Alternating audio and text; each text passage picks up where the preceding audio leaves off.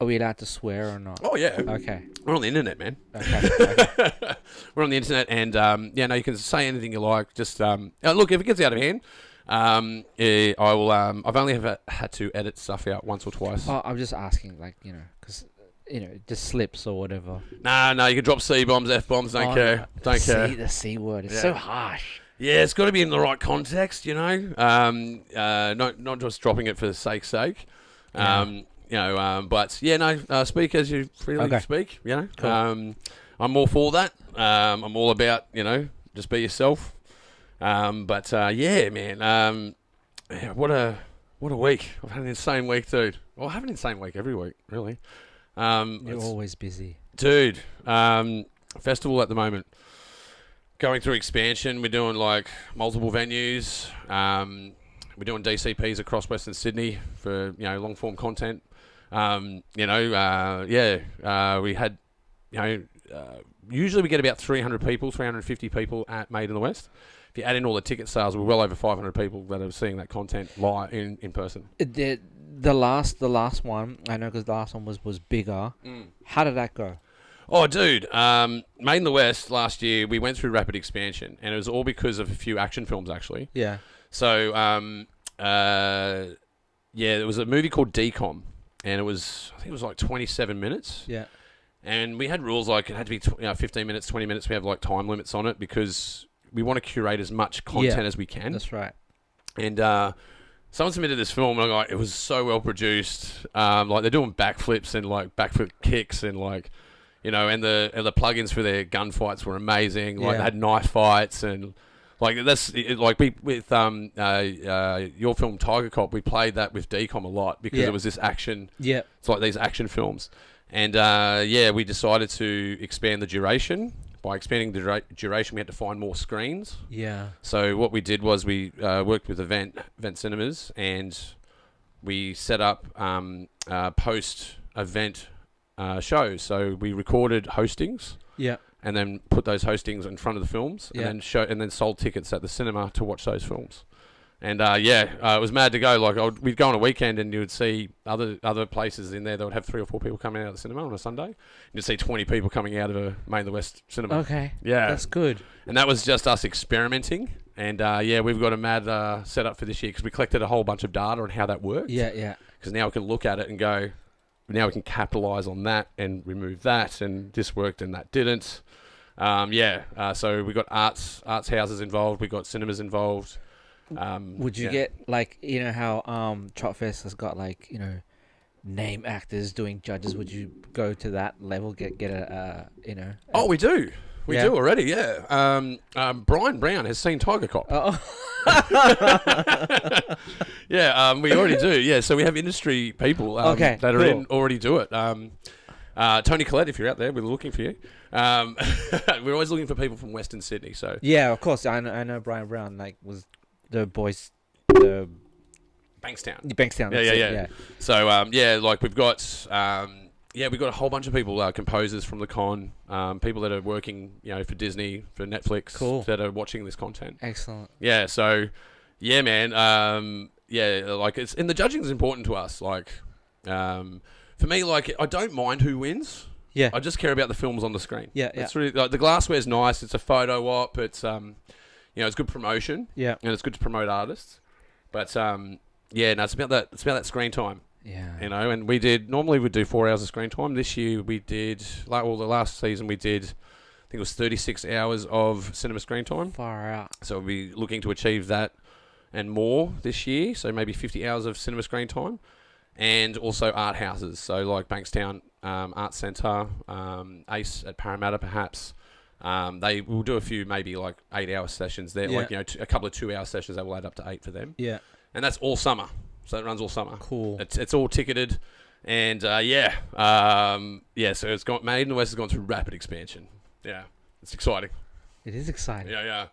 But I think you're ready for an intro. What do you reckon? Okay. All right. Yeah. And welcome to the Pagey train. Today I have in the studio with me Adrian Castro, filmmaker, director, actor, stunt guy, martial artist. Actor. More like cheese.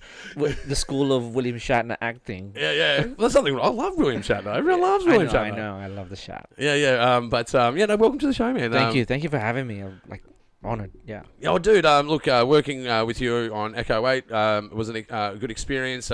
Seeing Tiger Cop come together, taking out the glassware for the Audience Choice Award for Made in the West is not an easy feat. How's that feeling? It's not an easy feat. I didn't know. It's a highly coveted award, man. It's hard to do. It was awesome. I was really bummed that I couldn't go. Make that's it. right. So my DP Adam McPhilbin. Big shout out, Adam. Yeah, McPhilbin.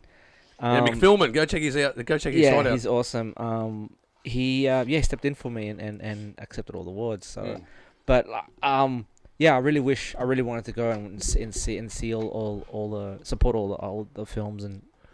Well, it was a good reaction. Like I remember, I was texting you on the night. Yes. Because I'm like, oh, dude, it had. I don't normally text filmmakers on a night because it happens, right? Filmmakers can't make it. Schedules, people being busy. But the audience reaction was so strong. I'm like, I've got to message you this, man. I think I might have even sent you a video. I can't remember. Yeah, you did. Yeah. It was really receptive. As soon as that film played, I go, that's going to win for sure. Like you just know. Like I've been running it for so long. You just know. Yeah. And we always take side bets before the show.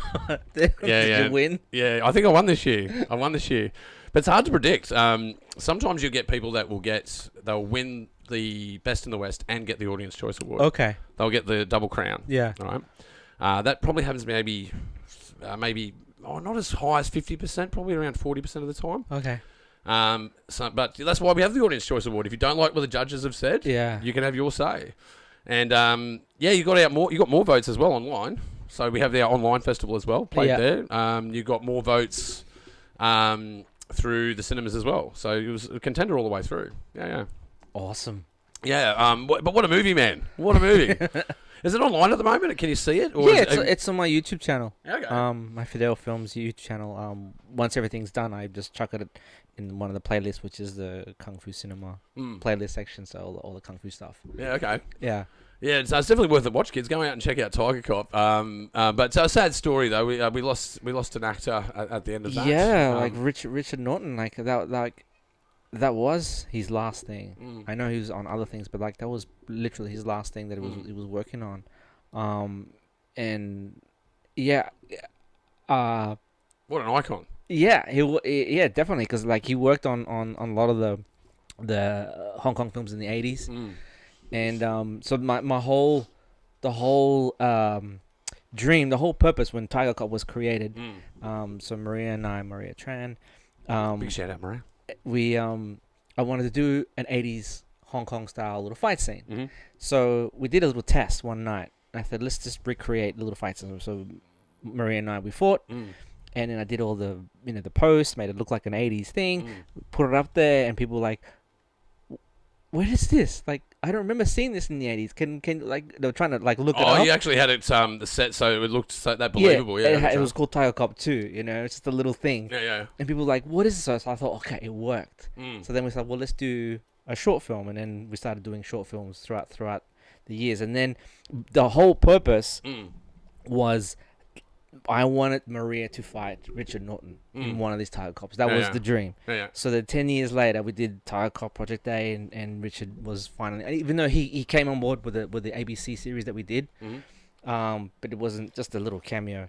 But I want him to fight, and he said yes, and got to choreograph him, and that's pretty insane. That was trippy, because when I work, someone else takes over, this other person. So I'm doing it, and I'm showing them the moves, and in my head, I'm showing Richard Norton some moves. What the fuck? Yeah. I'm teaching you something here. Yeah. Right, and then he's doing it, and then he's watching off screen Maria fighting the other guy, and then he just gives me this nod, good job, and I'm like, oh wow.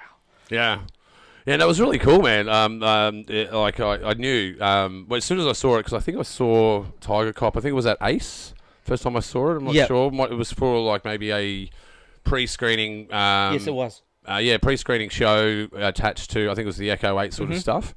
And when I saw it, like I remember going up to you, going, "You got to enter that film, dude." Yes, he did. He told me that. Yeah, that's gonna like serve well, man. And ironically, that year was the year where most action films were ever submitted. Yeah, I heard that. Yeah, they were everywhere. We couldn't even show them all in the night, man. It was like, I think you might get one gunfight a year if you're lucky. Yeah. Like for me, I love seeing the action stuff come through Made in the West. Don't get me wrong, all the other genres and the comedies and the dramas, I love that. But I think a good measure is horror and action to see where the zeitgeist of the industry is at. Yeah, and man, like it has taken a spin. Well, really has. I mean, we noticed, like Maria and I, because we for 10 years we're doing these little shorts in the West, little action things, and then we see groups come along. New groups to do their little action things, and then last year like we decided we're back doing Tiger Cop, and then like we noticed all these groups are coming out and doing their own thing, which is great. And so they've all entered in the man, there's different cohorts, man. There's some guys in Penrith, like they're just starting out. And you can see the way they use plugins. Like when someone's new to doing like gunfights and this sort of thing, and like audio suites, they seem to be heavy. Like a lot of Well, like, don't get me wrong, in Tiger Cop, you want it to be that over foleyed, heavy stuff. But the ones that they try to make serious, you go, you've over foleyed that too. There's too much. There's too much sound in there. There's too many gun muzzles. There's too many bullets flying. Like that's just not. Like, it's beyond convention. Yeah. And don't get me wrong, you need to suspend disbelief when you watch this sort of stuff, but you can see the more refined guys, they sort of pull back a bit, and they really hone in on making the small things right. That's right. Which makes the whole thing right. Yeah. And, I can see four cohorts of people out there doing it. People are like, like yourself, been doing it for, 10 years plus. Yeah. And people are just, under 5 years they've been doing it. And what I want to do is get those people together with the people that do dramas. Because the dramas are well written, but usually a little bit less produced. Yes. The action films are really well produced, but a little less written. Exactly. So if I can get those two groups to, mould, who knows what can come of that. Exactly, yeah. So, they should do that. It's a good idea. Well, there's the thing with that as well, is getting composers, right? So I'd get... when I started out, I'd try and get musicians with film producers. Okay. To get local music in film. Oh, yeah. Especially before Artlist and before you can go into these services to get open common stuff. Or at least, cheaper licensing. Yes. And because the biggest problem you have at the start of the festival is that you get copyrighted music. That's right. Yeah. Can't show your movie, bro. Can't show you movie. And I go send it back. I say, man, I want to put your movie on, but you have to remove that song. Yeah. And and sometimes they go, no, it's got to stay in there. I go, you're turning down the screening, dude. Okay, sure. So I'd encourage people to use local music that they had permission for. Yeah. Because then you're promoting the band. Yeah, that's right. Yeah. And you're getting more bums on the seats as well, because you say to them, my movie's playing, and your music's in the movie. You should bring your band to come and see the movie. So you go, there's more audience, right? So for me, it's about finding ways to lever and build audiences. Okay. Because once you've got a platform of audience, it kind of starts building itself. That's right. Well, you've got to tend to it like a garden, but you have to start somewhere. Yeah. And when I was in music, you'd always be doing bands, like you do a lineup with 5 bands, and it would be you, the other bands, and their girlfriends, pretty much. And then you go, how do you get avenue to audience? And that's through learning those lessons that I go, all right, it's about incentivizing people to go. Yeah. More participation, more crew. You're going to get more people there. They'll bring their family with them. That's more people.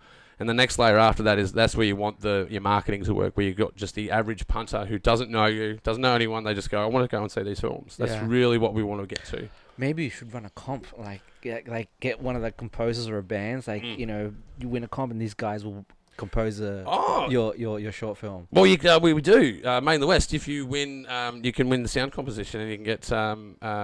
We have sound composition prizes. Okay. And we do cinematography prizes. So if you win Made in the West, you get a free cinematography package to make your next film. Yeah. And that's a big shout out to Luke Walker Productions for that. So, that's worth thousands. And that's a good start. And we've actually had people come back and enter Made in the West with the film that they used and they've gotten in.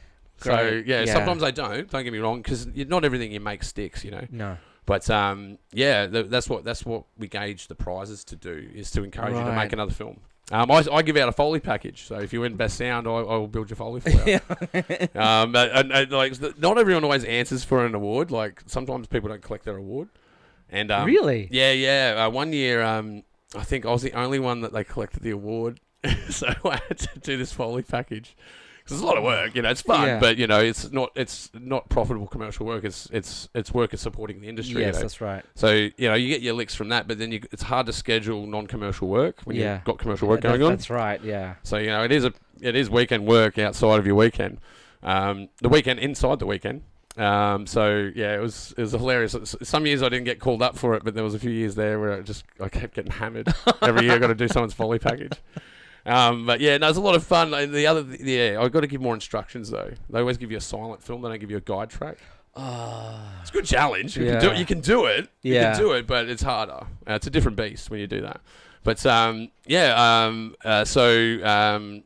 8's coming out soon. When is it coming out? I think Maria's finished her first edits. I don't know if she's at edit lock yet. Not sure, but I think it's going to be this year. What was working with your stunt crew? So you got Theo, what was the other fellow's name? He was really cool. Wilson. He was pretty cool. Yes, Wilson. So working with those guys, what's that been like over the years? It was good because that was the first time I worked with a team. First time, these guys are actually in the stunt industry, and it was the first time that I was given the task to choreograph, these two films. So coming and working with Theo, we gelled really well, coming up with ideas and it's like, let's do this, you do that, and then we created the fight scenes, and it was fun because doing stuff on my own or with Maria, but now having a whole crew, it's a bit different. It was good. It's great.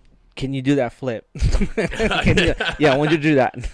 Yeah, it was great fun though, man. Look, I've done lots of stunt-like things before, but that was a different experience. I learned it was more about dance. It's more about moves and blocking and placement. It is like a dance, and it is very specialized, and it's not easy.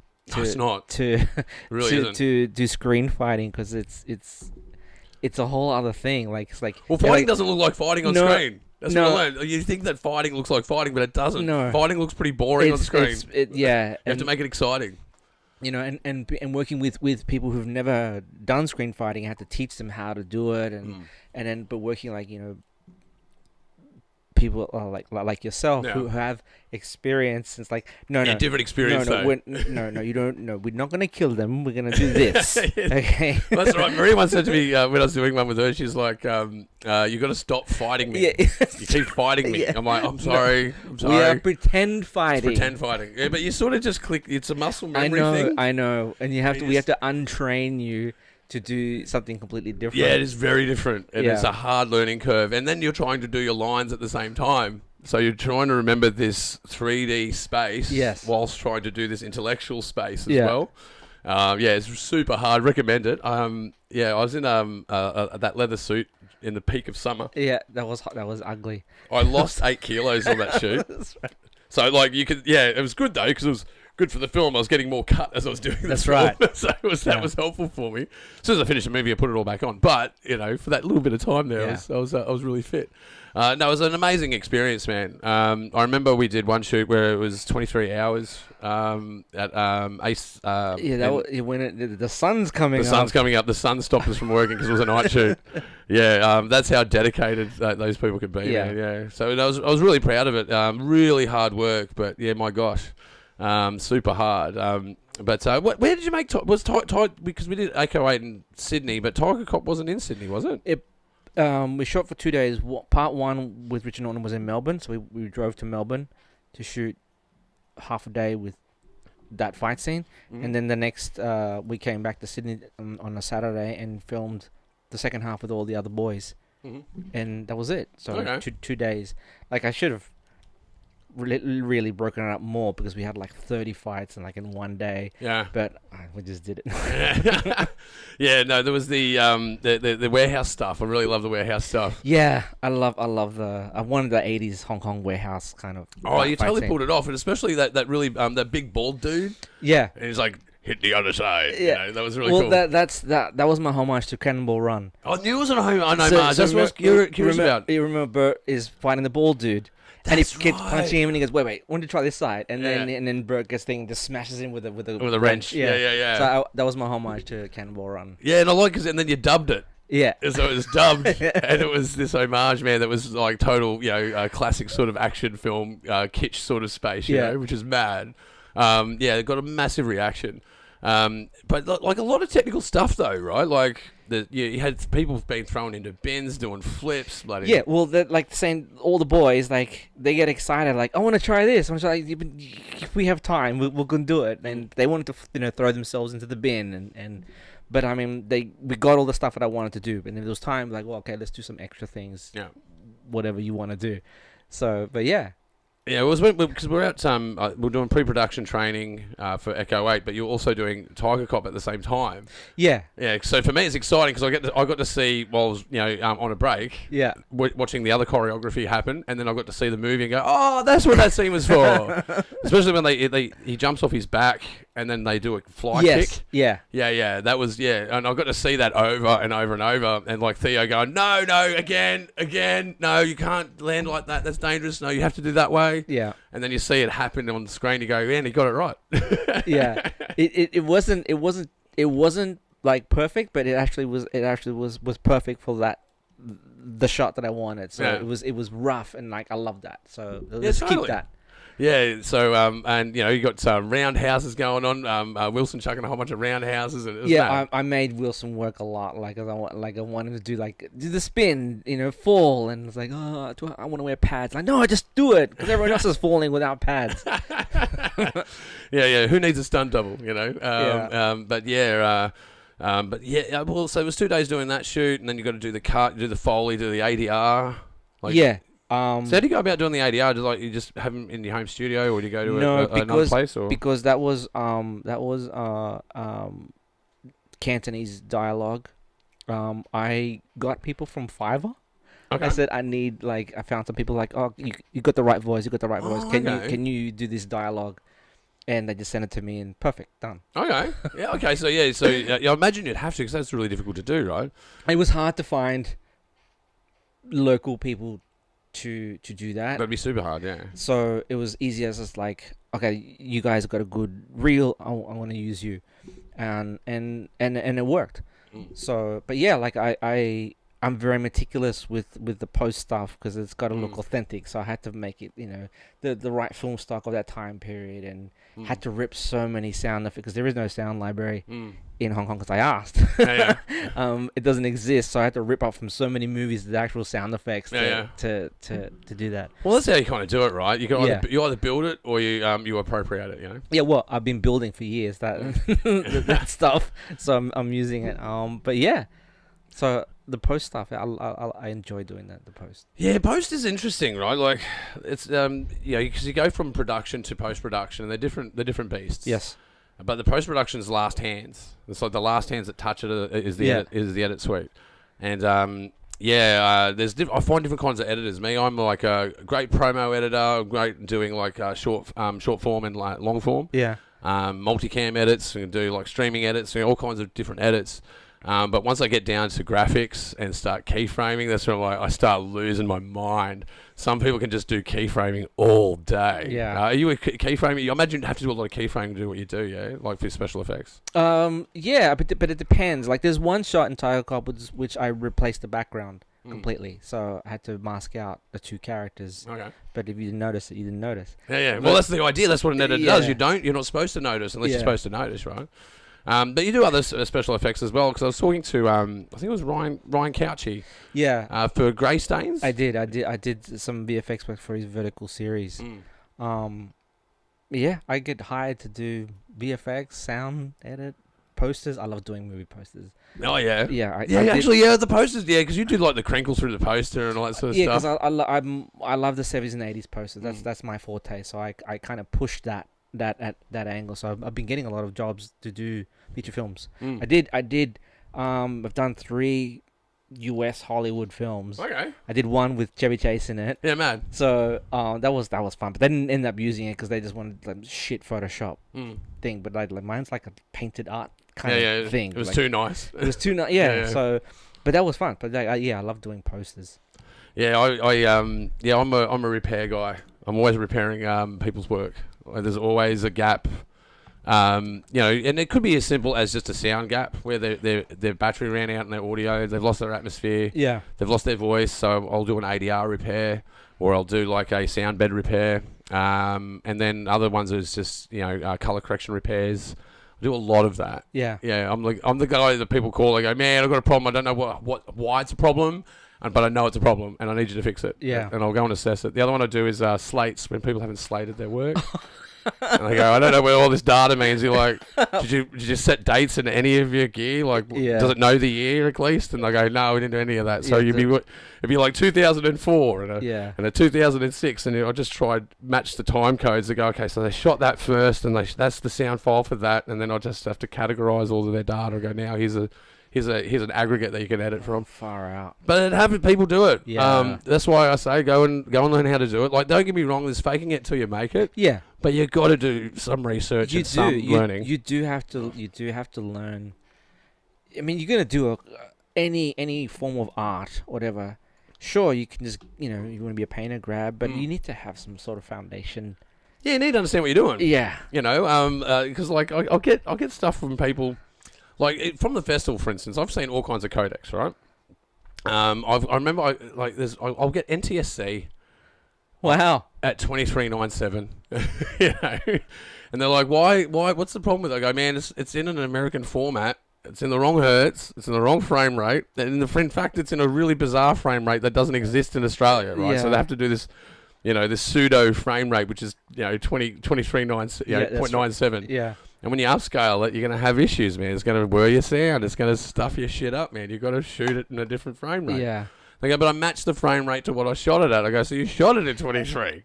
That's crazy. Why didn't you shoot it at 30? Why didn't you shoot it at 25? Why didn't you shoot it at 50? Anything but that. So, yeah, I do a lot. Yeah, through Main the West, do a lot of repair as well. So you've got to align all the codecs. Otherwise, you can't do the playout. Oh, it must be like pulling your hair out kind of thing. Yeah, it can be. You still give the performer for people. You'll say, submit it in 1080p as a minimum for reviewer. Send me a 4K at 25 frame minimum. And well, the other thing is now I'm doing multiple playouts at different cinemas. They all have different DCPs as well. Yeah, they do. Yeah, it's mad. I hate DCPs sometimes. I like making them, but I hate the fact that they exist. They're terrible. Yeah, I hate DCP. DCP is terrible. I love film. Yeah. I just love film, but it is what it is. Well, it's a bureaucratic process, right? Like, don't get me wrong. I say to people when I build them a DCP, I go, look, at least it's a contract that says that you own this film. Your name's in it. Yeah. It's literally in the metadata of it being built. But it's you can literally take a laptop and plug it into a bloody projector and it will play at a high res. Right? I know, right? And it just locks you out. It's just to lock us out, I think. Yeah. These 15-year-old codecs from a bygone era of HD TV transcribed into a cinema environment is what you're dealing with. And they still do it this day. To this day, they do it.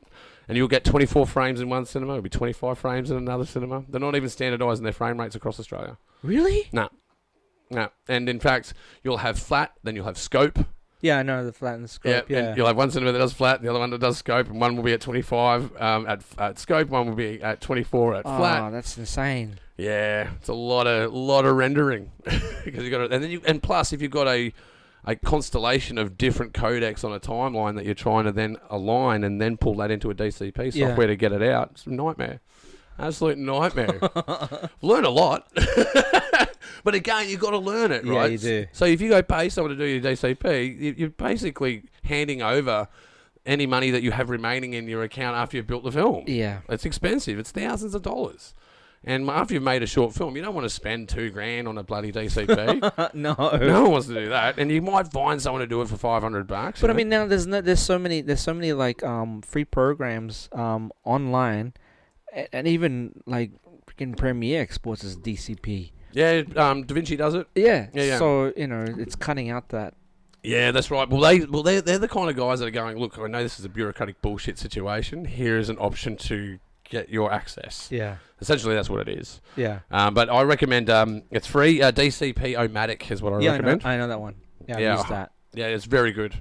I've built, I think in the last year, I've probably built about 30 hours of DCP. All right. Which, if you guys know what this stuff is, you know that I have a new computer now. If you know why I have a new computer, it's because I did 30 hours of DCP on my last machine. It's done. Wow. It will not be rendering anymore. It is now a file managing computer upstairs because that's all it can do. You killed it. Killed it hard. Like, you turn it on and the fan's running immediately. Turn it on, it'll just fire up and go, like, you haven't loaded yet. Yeah, no, it was great because it's like having this race car that you've taken to its absolute end. Yeah. There's no more rendering power in it at all. Yeah. And then I had actually, terrible story. Once I did this massive, because I did, first lot of DCPs I did wrong, so I had to do them all again. So I had to do them twice, some of them 3 times. Because you get one thing wrong, you go, yeah, it's an hour-long DCP export, got to go do it again. Yuck. Yeah, yuck is a good word for that, actually. You pull it together, and then I had an edit on that machine. And they go, because I was supposed to deliver in 26 this year, but they go, we need a delivery in 25. I'm like, before Christmas, while I'm running the festival. I said not to do that to me. I said, I'm in the middle of a major rendering operation. I can't do an export now for it. Yeah, we need the export. I'm like, okay, I'll just do a feature-length bloody cut on it then, I guess. Far out. Nightmare. Because then I'm just resetting it all the time. Just clearing cache, reset. Clear cache, reset. Export, clear cache, reset. Clear cache. That's what I mean. When you're clearing cache on a machine, you know it's desperate. I even went into the background and rearranged the inner and outer cache. It's totally nerding out here, kids. Sorry about this. When you can change the configure of your inner and outer cache. So outer cache is your load time. Yeah. Inner cache is your run time.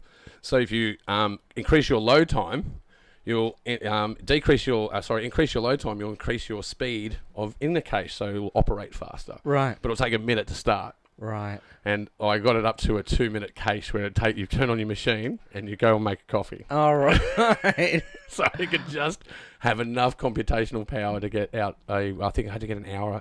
Yeah, it was a feature length edit out. Wow. Most of it assembled. Yeah. But still needed work. Yeah. Yeah, so that's the game, kids. You run your equipment to its absolute end. Don't buy it unless it's making you money. Yeah, well, or maybe. Well, yeah, I had a desktop and then it died, so then I bought a laptop at like thousands and thousands of dollars to soup this monster laptop, and it's still not enough. It's never enough. It's never enough. No, dude. I have, like, when you get rolls of tape, gaff tape, yeah, and you'll get to the plastic ring at the end. Yeah. I say to people, give me the plastic ring. They go, why do you want the plastic ring for? I go, because I have certain machines that need to be lifted off a table, the heat. so the heat goes, so you get air circulation around it. Yeah. So when I'm running machines for Made in the West, just know that the machines out the back that are running it are all sitting on tape cylinders just to keep it, because you're doing a 2-hour play out. Yeah. You need to keep the machine cool. Wow. So yeah, you have to. Yeah, it's an engineering operation. It really is, to do all this stuff, and that's just play out and editing. That's not the choreography. That's not the acting. That's not the rehearsals. Yeah. That's just after all of that. But it's good. It's good to know all that. Like, going back to what you were saying, is as a filmmaker, you need to know. It's good to know all these things. So when problems come up, then like, oh, we could do this. We could fix that. Fix that, and yeah. Oh, the old fix it in post. Yeah. Yeah, but things do get fixed in post. That's what post is for. That's right. They do. But you just don't want to say it on set. You want to plan. It's got to be a plan. Yeah, we just say it now as a joke. Like Adam and I will say the joke. Oh, we'll fix it in post. Yeah. But really, we need to fix that in post. But it's gotten easier. AI plugins are mad. I remember, like, I've gotten way less sound repair jobs now because of AI. Because I'd have to do a sound bed for someone, or they have broken voice in their in their work, and I'd ADR it for them or clean it up. You can just run that through an AI. In Well, fact, I've never tried that yet. yeah, it works better than what you can do it. Wow. It's an AI, like it's totally clean up. Okay. Yeah, well, they even have AI cleanup tools in DaVinci now as well. You can go just clean up that voice, and it'll just clean it. Interesting. You can even now do transcript into DaVinci, where because I'm doing doing a couple of documentaries at the moment. Yeah. It's essentially unscripted. You get the script out of the interview. Yeah. You take the transcript out, so you can get it to give you the words. Yeah. In a text. You can then go into a transcript browser inside the software and go remove everything that says UM, and it will remove all of the ums in less than a minute to render it. Holy shit. So you can remove all, you know how you go through, you'd have to remove ums and ahs and long pauses, or whatever the edit is. You might even go, where did he say that? You go, where does it say the quick brown fox jumps over the lazy dog? And it'll take you straight to that on the timeline. Wow. Yeah. I didn't know that. Yeah. Okay. It's insane how fast you can do it now. Because that's the thing, right? Productivity's gone up. Yeah. So has everyone else's. So now you've given, because I'm gonna be doing the sound edit and the sound cleanup design for a horror short. I'm like, because I always do it in Audition. Mm-hmm. I'm like, I use Audition. Do I like do Yeah, but it's the thing. Well, that's what I was saying. People have ethical issues with using AI tools, right? And, and I'm not. And speaking of Ryan Couchy, actually, Ryan Couchy did a talk the other night going, "I'm not an AI filmmaker, but I use AI tools." Right? So do I. Yeah, you can use tools. It doesn't mean that it's building story for you or narrative. It doesn't mean any of that. Well, what I say to people is like, have you ever used predictive text on your phone? Well. That's an AI. Yeah. That's a language model, correction model. Yeah. Spell check on a Word document is technically an AI in that way. Yeah. So like I've currently developing a feature film, and I wanted to do a proof of concept trailer. Now, there's no way I can afford to get actors and visual effects and stuff to do a proof of concept trailer. Impossible. No way. So I did an AI. Yeah. I did shoot some of my actors that are going to be in the film to do their scenes. Yeah. Got them, but I got AI actors and I created this trailer, and it's like I got exactly what I wanted. And I created. It took me a while, but I created this trailer. And it's like, yeah, it works. So now it's got great dexterity, doesn't it? It's my pitch. It's part of my pitch, But I'm not. That's not going to be my movie. It's a tool that I need to build a film. To build, and they're good tools. I know I can't afford a concept artist designer, so I'm great at doing posters and stuff, but like I need to create this creature. I know what I want. I'll do it in 2 seconds. Well, you know how you use plugins, right? You'll use plugin for special effects through your edit. Yeah. You can now incorporate AI with your plugins, right? So you can, like, for instance, these things happen all the time on set. Like one example that I've seen that was really well was an astronaut scene where the astronaut pulls a cable out. Yeah. And they go, no, it's in the script. You're supposed to push the button. Yeah. Not pull the cable out. So they go recorrect that to push the button, and without the actor coming back in to do it. And it looks the same. No shit. Like, I'm like, man, when I saw that, I was blown away. I'm like, this is game changing, right? But I agree with a lot of people in the industry, though. It's kind of like going from film to digital, where people like, there's a romance with film. Don't get me wrong, and I understand that romance, but technology moves. It does. And AI is just like that it's another disruptor. It is. I mean, and it is. I mean, I find it as a good tool, like for concepts and design and for people who are like emerging, or they've got a great idea and they can't afford, there it is. They can create something. Yeah, as a public access as well. You can do limited edits a day for free. Yeah. The other thing that so it does transcripts. You can do visual corrections, audio corrections. I also get it to do because when I used to do the Pagey train years ago, I'd have to cut up all the verticals, do the aggregate cut. So you have to cut the show. So it'd take me 1 hour to do. 4 hours to make 1 hour. Yeah. To make one vertical clip to make the timeline, and even through a template, protocol, it would still take half an hour to make one, and then you might get the next one by 15 minutes, because you've got to go through, top tail it, dress it, no subtitles at that stage, right? I now take the Pagey train, I do it in 1 hour, put it into this. It takes me longer to transfer it than it does to cut up the Opus clips to have my clips online. I then use it to schedule it. It'll go, would you like to schedule these clips? I go, yep, schedule them for the next month. Wow. I can literally do the entire suite of each episode within 3 hours. Wow. That's all of its copy. So the AI will write the copy for me, and then I'll critique it. I'll give it attributes of how to write that copy. Yeah. I'll teach it how to have my tone. Right? You can teach it to be you. Yeah, I know. And this is the other thing. So does all the copy. It will do. Essentially, it's 8 people that are working for me. Yeah. And then it's saving me so much time, because now I can really hone in on the bigger things that are more important. That's right. So that's what I say about AI. AI is liberating. I find it so liberating. It is. And it sets you free. It really does. And people shouldn't be scared of it in that way. Like, don't get me wrong, we need governments to make sure that they're not doing stock manipulation with it, which they probably were before they released it. Of course. Well, that's probably why they built it, right? Yeah, so, probably. Like, how are we going to make money? Oh, we've got this idea. We can have this thing that can predict what this stock will do in the next microsecond, and then we buy it, and then we sell it there. You can imagine that's what they're doing. Or maybe navigation to Mars. Who knows? Yeah. But I dare say, you look at DJI and drones, right? Yeah. Those drones were in the military long before they were commercially used. Yeah. So I imagine AI is very much the same thing. Email itself is a military invention. The email was used for communications back in the 70s in the military. Right. That's where the web addresses come from. That's all military jargon. Oh. Yeah, that's right. So if we've got it, just understand that the governments and corporations have had it for 10 years before you've got it.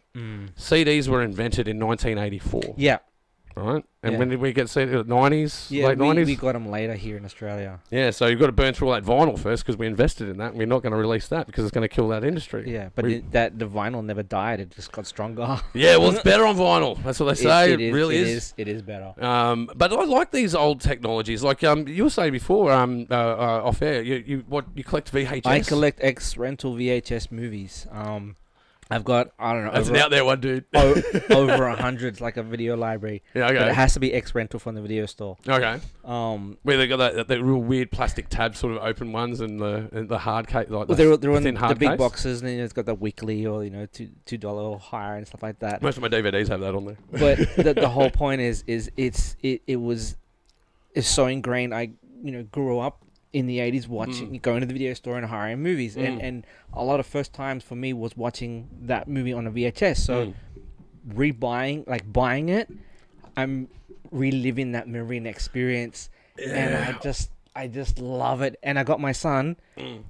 He's now collecting VHS. He just loves watching the movies. That's super cool, dude. Like, because I've talked about this a few times on the show, right? Like that feeling of going down to the video store, Video Easy, Blockbuster.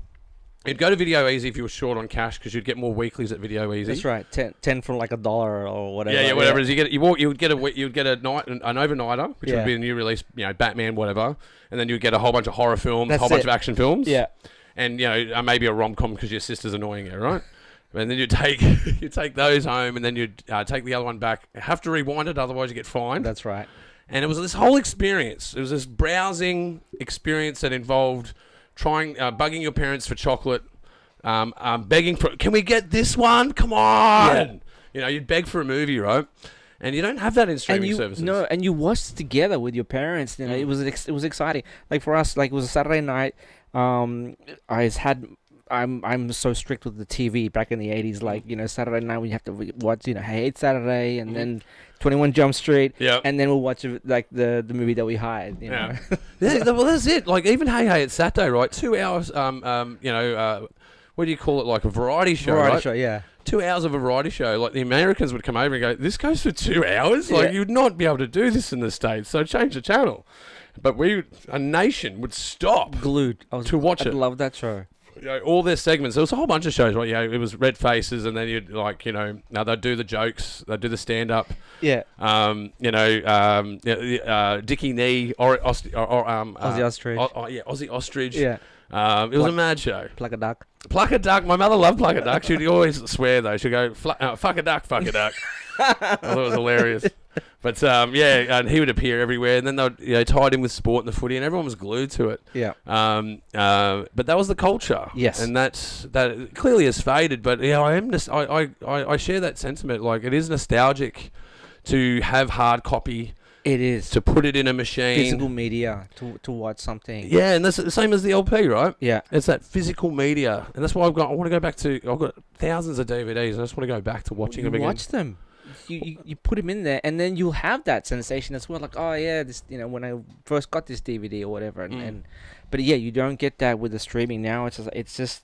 Browse select. It's just browse select. There's no feeling. There's no ritual to it. There's no ritual to it. Exactly. Yeah, I agree. That's why I want to go back to the DVD, because then you can all hold it up and go, what about this one? And like my joke with my wife is, she goes, what do you want to watch? I go, Predator. I always say, I want to watch Arnold Schwarzenegger films, right? This is what I grew up on, a healthy diet of Arnold Schwarzenegger films and, Sliced Alone films, I'm also collecting Laserdisc, and my Predator's coming soon. Yeah. I bought Predator on Laserdisc. Oh, really? On Laserdisc? I got Laserdisc, yeah. Yeah, man. Like, that is, for me, is the shit. It's the absolute shit. But here's the thing. I saw it as a meme. Oh, yeah? If you buy physical media, you're saving money, you're not paying the streamers to watch a movie, because you're buying the movie. You own it. You own it, and you want to watch stuff that is not available on the streamers. That's the thing as well. Like, because how many times, because you're a movie hunter, right? Yeah. And you think of a movie, and you might think of, like, for me, it's like there's certain films, genres I collect, like Canadian sci-fi is one of my favorites. Primer, Cube. Okay. There are all these Canadian sci-fi films. Cypher is another one. Yeah. And I find most of them on YouTube. Yes. And I go, why aren't you on a streaming service? Like, these are mad movies. Then I'd go through, like, was it Baden films, like Blue Thunder, Sneakers, all these movies. And they're hard to find. I have to buy them either on Amazon or I'll get them on YouTube. Physical media. Or physical media, yeah. And some of them, you go, you just can't find them at all. No. And usually there's something culturally questionable about them in some way. Like, for instance, one that's hard to find is Human Traffic. Because it's about, ecstasy use in the 90s, and it has it's a positive drug film. Yeah. And most drug films are like a negative ending because it's like a lesson in like not to do drugs. Or the other ones I find hard to get is stuff about, like, have you ever watched Middlemen? No. Or Rated X? So I've heard of Rated X. Well, Rated X is Charlie Sheen and Emilio Estevez, right, yeah. And they're porn directors. Yeah. Because it's about the porn industry. It's a bit on the nose, right? Because it's smut, right? And they're celebrating these directors, but it's a mad movie, man. And it really has an insight to filmmaking, even though it's about porn. Yeah. You can see how corrupt that they are, like how much they want to be filmmakers. Corrupted them so much that they were no longer filmmakers, they were pornographers. Right, yeah. It's and if you look at the subtext, it's actually a really important lesson. Yeah. About slippery slopes. Yeah. And then but they don't show that movie because it's it's about porn. Yeah. It's all these family value sort of stuff. So anything encroaches on family values, they love violence is fine. You get violence anywhere, but if it's family value stuff, it's hard. But the streamers won't play, like, they don't have a great selection of old films. They won't do that. So that's why you have to go and buy these physical media. That's why there's all these little niche companies that are exploding now, releasing all these special edition movies. Well, they should. I think it's coming back hard though. Yes, it really is. And I'm an advocate for it. I go, let's own it again, because now we rent it. We constantly rent. Yeah, and you don't keep, and like, it's just yeah. But don't get me wrong. It's good to rent a movie back in the day, but if a movie was good enough, you would buy it. And go, I'm sick of renting this movie. I'll just buy Terminator so I don't have to bloody rent it anymore. Yeah. In fact, there's some movies that you'll watch so much you'll have multiple copies of them. It's yeah. There's some because I bought when I used to go to JB Hi-Fi all the time. You go, that movie, and you buy it and you take it home and put it on the shelf. Like, I've already bought that movie. Yeah. It's the same cover as well, because I like them for the cover. I love it. That's why I don't like the Blu-ray so much. I like the Blu-ray quality, but I don't like the Blu-ray cover. Right. I love the HD covers. Right. Because they're usually more artful and like collectible. Like for instance, what was one of my favorite ones is Evil Dead. Yeah.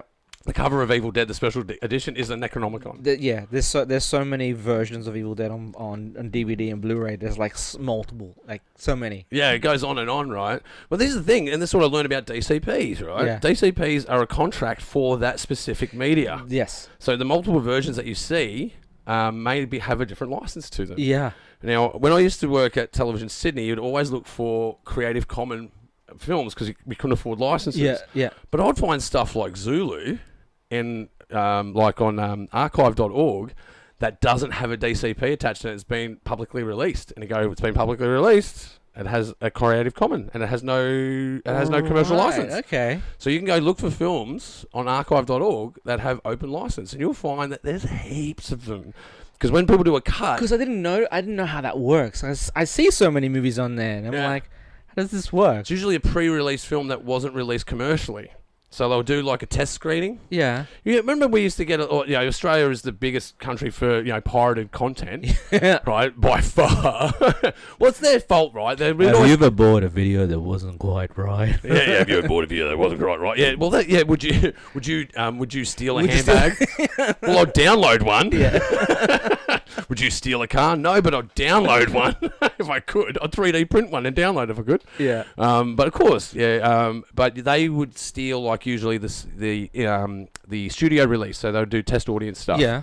But then they have like film festival releases that usually have an open Creative Commons to it. Oh. And if they've been publicly shown and they're in a public domain and they've been publicly displayed, there's no license on it. So you can start up your own channel and feature them.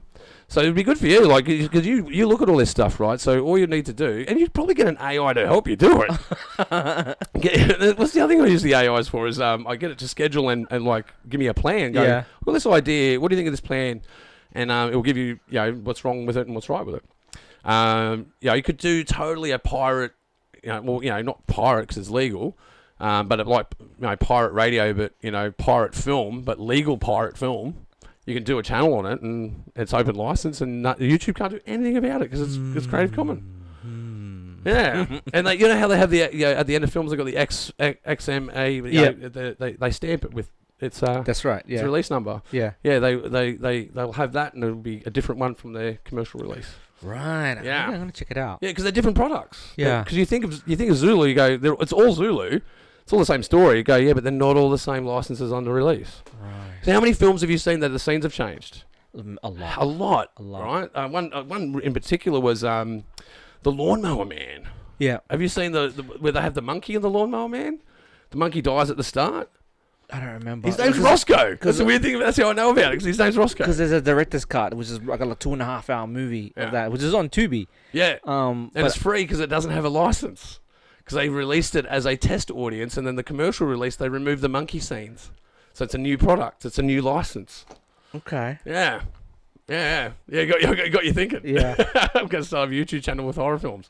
But that's how I know about it, because I worked in community TV and worked with community producers doing, a big. I can't shout him out. He's passed away, but we miss you. We miss you, Garfield. He used to do the Schlocky Horror Picture Show. Oh, right. Okay. Yeah. Yeah, episode 102, if you want to go and check him out for the Pagey Train. I got to interview him a couple of months before he passed away. Oh, right. Okay. Which, unfortunately, he passed away. But I was very privileged to get to talk to him, because he's old school, man. He's from TV back in the 70s, man. Yeah. And he had the talking skeleton. Yes, I love the Schlocky Horror. All of those films that he showed, unlicensed. So Plan 9 from Outer Space, all of that stuff, yeah. Wow. Yeah, because that's how he got away with it. Because you can't just show, you know what I mean? Like, you have to buy the rights. You didn't have to buy the rights because the rights were Creative Commons. That's why you'd see all those old horror films, the deep sea creature, or the swamp monster, and all these really out there films. Highly recommended, kids. Go and check it out. Okay. Yeah. But that's what I think. But back to AI, that's what I reckon. It's a broad brush. It's a broad brush tool that we can use, and I use it for everything, absolutely everything. I use it to plan a holiday. All right. I'm thinking about going here, but I talk to it like an actor. Okay. Yeah, I go, I want you to imagine that you're a lawyer. And I need legal advice on this in this state, in this country. Yeah, and it'll give you advice. Right. You go, I want you to pretend to be a physicist, and I want to talk to you about nuclear fusion. And I'll go, okay. Ask me a question. Okay. If you set it up for what you're about to ask it, works way better. Yeah. So I talk to it like an actor, as a director. Right. Yeah. I give it a motivation and an anchor. And I go, this is what I need you to do. That's what I'm not scared of it at all. Like, it's not. I don't think it's going to turn into a Skynet thing like that. Well, I'm not. Well, I don't think it will. Like, maybe it will be a government one day. I don't know. There was a good movie that they did that. It was what was it called? What's his name? The guy is Andy Dufresne in Shawshank Redemption. What's his name? That's what I need, Misty. Where are you? Not Matthew Broderick. That's Ferris Bueller. Tim Robbins. Tim Robbins. Yeah. What was I talking about Tim Robbins for?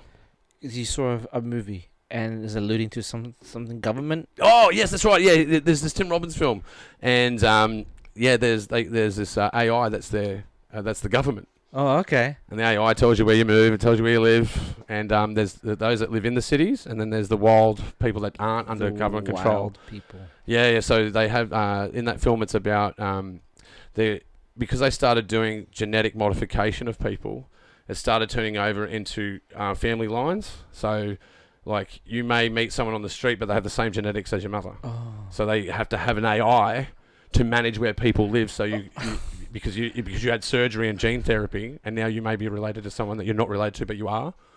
And so to protect society, they had to manage society. That's creepy. And I watched that years ago, going, "Hey, that's a cool idea. That's fanciful, though." And then you get to this day and age, you're like, maybe that could happen. I know. And everyone that doesn't fit in that system just gets kicked out of the system. You don't fit in the system, so you have to leave the city. Right. Yeah, and I definitely think that's on the cards, that sort of stuff. But I know I'm a Terence McKenna fan, man. I think we're in the melting pot of immortality and on our way to travelling faster than the speed of light to venture out to the stars. You know. Well, yeah. I mean, first we've got to just deal with dumb humans here first, and deal with apes with nukes. Deal with the problems first before we're allowed, to go out. You know, at least in Star Trek, there was a nuclear war, and then one guy says, "I'm gonna try, discover warp technology," and then goes out. The Vulcans come, okay, first contact. You guys are ready to evolve into the next stage. Yeah, you've earned it. Yeah, and then changes the world. We're not there yet. Yeah. I don't know. I think, who knows? During our lifetime, our life expectancy has increased by 10 years. Yes. And look at computer computation. The computer that landed on the moon, sorry, people that don't believe in that, but when we landed on the moon, although Neil Armstrong was rather depressed when he got back. But anyway, which is a bit weird. He didn't do any public appearances after landing on the moon. But anyway, what did he see? What did he not see? Oh, yeah. What did he not do? Anyway, for those that what was I talking about the moon? Now I'm on the moon landings. What am I doing? I got lost. I don't know. Doesn't matter. I was talking about, I think it was falsehoods I was trying to get to. I can't remember. Doesn't matter. Can't be that important, Adrian. Yeah, we were talking about humans and that I said that we're not there to the point for us to go into the stars because we're all, we're just killing each other here, so we're not ready. I don't know. I reckon the craters would be a really good place to cultivate the sun and grow crops on the moon. Who knows? Because it's in the sun all day.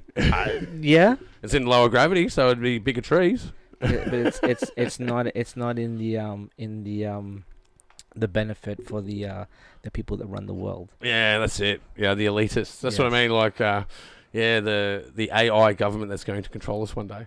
I don't know. I just don't think that will happen. I think I listen to some. Have you ever listened to AI music? No. Dude, it's amazing. Is it? It's amazing. I listened to Billie Jean as a blues rock song. Right.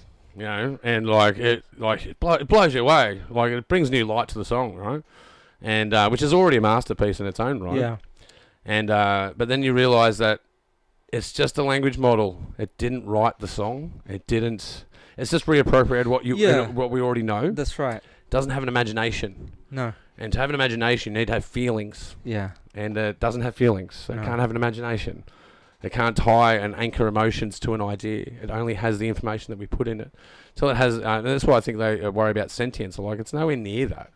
Like, to go, maybe it can be like a big aggregate of a massive encyclopedia of information that can even predict the future. Who knows? But it's not going to be able to write Billie Jean. Yeah, self-aware. You know, I don't know if it's self-aware. Does it have emotions, though? If you become self-aware, do you get emotional if you become self-aware? I mean, you've become self-aware, you become sentient, then you get everything, you know?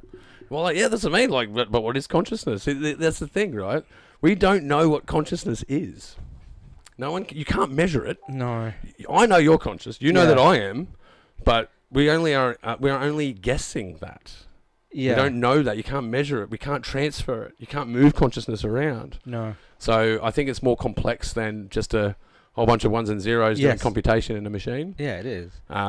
It's about sensory input. It's about, although one of the jokes I say is, like, I just say, especially it annoys Misty when I say it. I go, I'm just an AI and a meat robot. I'm just a large language model. People can always predict what you're about to say. So we all have this language model. Yeah. We all celebrate the first word of a child. Yeah. First thing we celebrate, oh, they've had their first word. It's an indicator that they can join the system. They can join the system of language, and it's a celebrative moment. The next thing that you celebrate is their first step. Yes. Then they're ambulant. That means they can get around in the system. Yeah. So the first things we celebrate are both about high-end computation for ambulation and speech. You know, that's pretty robotic. If you put it that way, yes. Yeah, Misty hates when I do that because it's very clinical. Well, yeah. I mean, it is. I mean, but it's true though. It is true. It is true. Exactly. But I think there's more to it than that. You know, is because language is art. Without language, it's art. Like when you first became a filmmaker, everyone can understand film language, but not everyone can speak it. No. When you start to try and speak, you realise this is really hard. It's really hard to get an idea across in a compressed box. Yeah. And angles and emotions and to get people to do that correctly while you're technically capturing it. It's a very hard thing to do, to speak that language. Yeah. You know? It takes need to hone that ability to do that. Yeah, so I reckon filmmakers' first word is their first film. Yeah. Yeah. That's their first word. Yes. Yeah. So if you look at it that way, I go, well, that's quite artful in itself, and I don't think that an AI can do that. No. I don't think it can. No. Because it's not emotional. You're telling it, do this, is doing that, and that's it. It's going to give you what you asked for. It's not. Yeah, it can define love, but does it feel love? No. You know what I mean? Yeah. Like, we can tell it what love is, but it won't understand truly what love is because it's never fallen in love. No. And it doesn't even really, and from an emotional point of view, it doesn't know what it is. No. It defines it. It can translate it in 130 languages for you, but it won't know what it is. And that's where I think that's where the bridge for me is. I go, yeah, but it's great to make plugins. It's great to fix your sound beds. It's good to fix up and tidy up edits. You can even enhance shots. You might want to do a tracking shot. You go, I didn't get a tracking shot of that. You can do that now. You can now make a track. Yeah. You can do post-production, you know how you rack? Yes. Where you switch between focus? Yeah. You can do post-production racking with it. Yeah. Like, holy shit. Like, you go, it's a little bit out of focus. You go, no problem. Yeah. Fix the focus, AI. And then retime it because it was a little bit out of time. So can you tighten it up for me? Yeah. You know, this is crazy stuff. But again, though, it doesn't know why it's racking. No. It knows that it can do it. It can repair it. We can give it the commands to do it, but it doesn't know why it's doing it. Yeah. It's just to serve it in that way. It's like saying a predictive text is going to become sentient. You know. Yeah. It's just silly. It is. It's silly in that way. But once we start plugging AIs into humans, now it's emotional. Yeah. We don't want to go there. Yeah. But have you got any work? Are you working on anything at the moment? Currently I've been producing this short horror film for a filmmaker, Stephen T. Boltz. Okay. In Melbourne. We should be finishing that up soon, putting out to the festivals. Okay. It's a little prelude to a feature film he wants to make. Yeah. For me, I've been developing for about the whole 2025 with my writing partner / actor Georgina Neville. My first feature film, a horror feature film. Okay. So I've been developing that. It's my first, because I've come from the indie, no budget stuff. Done that for so many years. I've been working on other people's projects, helping them out, fixing their problems. Know exactly that feeling. Right. And then it's like, why am I doing this? Like, they're doing their feature film, and like, I want to do my project. So sounds like it's time. It's time. So, and this time doing it by the book. Yeah, okay. Through the system. I want to experience that. Yeah.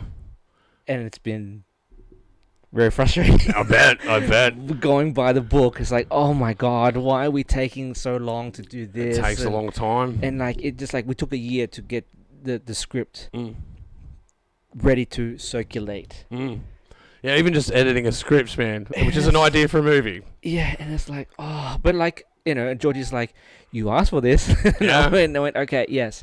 Well, here's the thing. You'll get to the end of it and you go, I'm exhausted, I'm never doing that again. And then by the time you do the premiere, you're like, all right, so what are we doing next? Yeah. But like, yeah, because I've seen the landscape, like with Australian, like specifically the genre, like the genre stuff, like the horror stuff. How, feature films, when they're coming out, like, they don't do well box office wise, and seeing, how can I implement, like, make mine like more directed at those voids. Fixing that issue. So it's a good way to look at it. This is what I say to people all the time. Like, even on low budget stuff, right? Do stuff that's in your reach. Yeah. And then if you're then starting to expand, do stuff that you know that you may not have done before, but you know that you're capable of it. So you've got to sort of graduate through your filmmaking.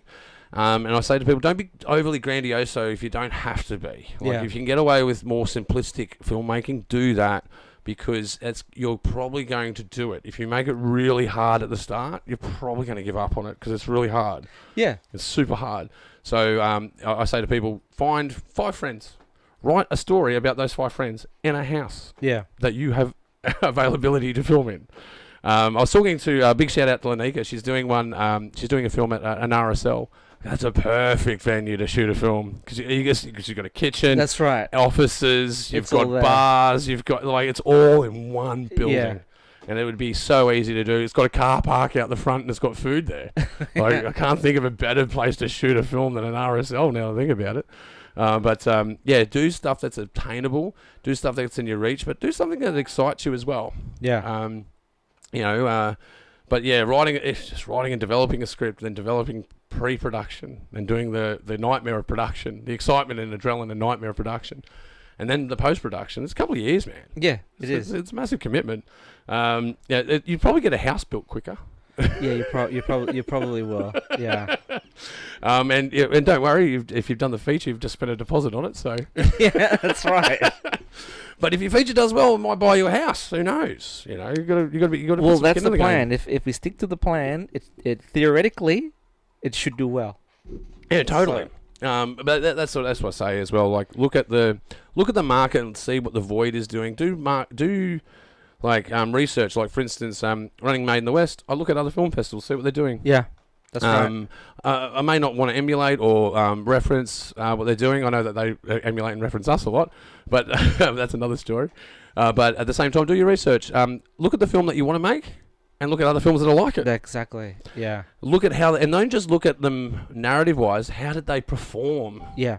That's the key. As a business, how did they do? Yeah, how they do as a business? How successful were they? Like, you look at something like the Rocky Horror Picture Show, flopped in the cinemas, but there's a massive cult following for it because it was a VHS sensation. And then they started showing it at Hoyt's at midnight every Friday night in the city for decades. For decades, right. They're still doing it. And it's a cult following, right? And that's what film can do. It can really punch through, but it might find its path in a different way. Yeah. And like for me, I like looking at other things because of doing a production company as well. I look at other production companies. One of my favourite stories is New Line Cinema. They've got a mad story. Like New Line Cinema, who made Freddy Krueger and Blade, right? So if you look at the distance between Freddy Krueger and Blade before Freddy Krueger, they were a VHS distribution company. Right. And they would mail you VHS, and you'd mail it back to them. And then they invested in a film called Nightmare on Elm Street for $90,000. And then that film made $100 million. Yeah, that's right. And off the back of that, they built their own studio.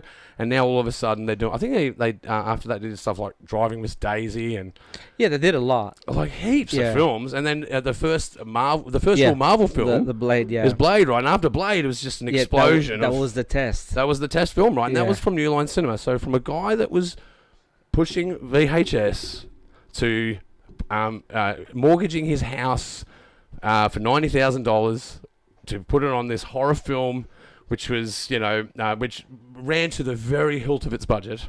Can you imagine all the the prosthetics, the whole lot? They really put their skin in the game. Oh no, you died! All right, we're gonna have to cut a record there. And we're back. Sorry, folks, a bit of a technical issue there. But yeah, New Line Cinema, man, like amazing journey, right? And just a Goliath. Yeah. From a David to a Goliath, overnight. Yeah. But a lot of hard work.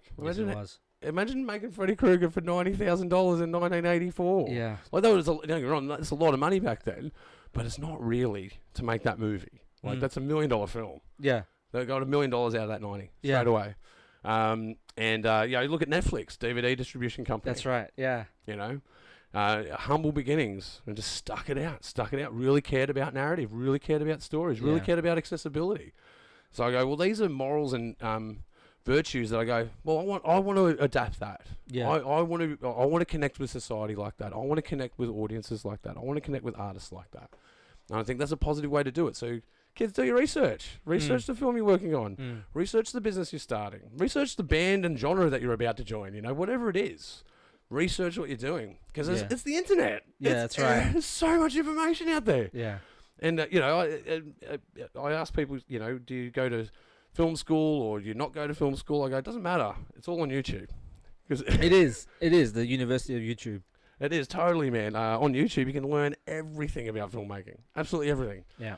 You won't learn like the really secret arts, because there are secret arts involved in making film, but it will certainly get you to a direction where you can do it. Yeah. And I recommend there's a book out there called The Filmmaker's Handbook, edition 13 from 2013. I recommend that book to anybody. If you really want to, it has everything from how to do track shots to do vertigo shots to like just setting up looking rooms, setting up cameras. It even has film cameras in there, how to operate film cameras. Okay. It's got, I've got it on the shelf there. There it is there. The Filmmaker's Handbook. Yeah. Mad book. Highly that's what I mean. You got to do a little bit of research. You do. And if you don't know something, go on, you will find it. Yes. And here's another thing. If you can't find it, ask an AI. Yeah. What is a good research strategy to research this film, and it'll give you a plan. There's so many tools out there to give you success. Yes. So I'm not scared of any of that. I'm in fact excited about it. And that's where I think we're going. It's really positive space for filmmaking. I think screens will change. We'll go to the perspective will change because we're in this 2D environment now, like stuff like the Sphere in Vegas. Yeah. I think we'll see more of that in with oculars that are 270 perception. I think we'll start to see more perception in film, like widen. Yeah. But I think ultimately they will still be actors on a screen. Yeah, there will be. I believe there always will be actors on screen. Yeah. Always be writers. Yeah. You can get an AI to come up with some kooky, crazy ideas, but you still need someone to write and humanize it. You do. I mean, it's not gonna change. Yeah. It's just a new paintbrush. In fact, it's a really powerful one. I highly recommend it. Don't be scared of it. Get out there and use it. It doesn't mean you're an AI filmmaker. It just means that you're a filmmaker that uses AI. Exactly. But what else? You got anything else that you're working on at the moment? No, that's it. Just been focusing on the feature film. That's a lot of work. That's all. Yeah. Feature. Yeah. Yeah. No, but look, I think it's about time to wrap it up. Thank you so much for being on the show. Thank you for having me. It was awesome. Where can we find you online? You can find me online on Adrian Castro on Facebook, Adrian Chino Castro on Insta. My YouTube channel is Fideo Films. That's FIDEO Films. That's it. All right, great. And go and check out Tiger Cop Yeah, on your YouTube channel, man. It's a mad watch. And there's a few films of Tiger Cop in there. Yeah, there's like 4. Yeah. No, more, because 4 or 5, because we did the 3-episode series for ABC. Okay. And so there's a whole playlist of that. Yeah, it's a mad set, man. So I highly recommend it. But once again, thank you so much for being on the show. Thank you, Ross. And guys, you've been watching the Pagey Train. That's right, the Pagey Train. You can go and check us out on Spotify. That's right, video on Spotify. You can also find us on YouTube. And while you're there, don't forget to subscribe. And for you avid listeners out there, you can find us on iHeartRadio, Apple iTunes, basically anywhere you can find podcasts. You've been watching the Pagey Train. We'll see you next time. All right, that's it, man. We're done. Awesome. We made it. Is it recording? Fuck, thank fuck. Just got to do some promo stuff and we're done.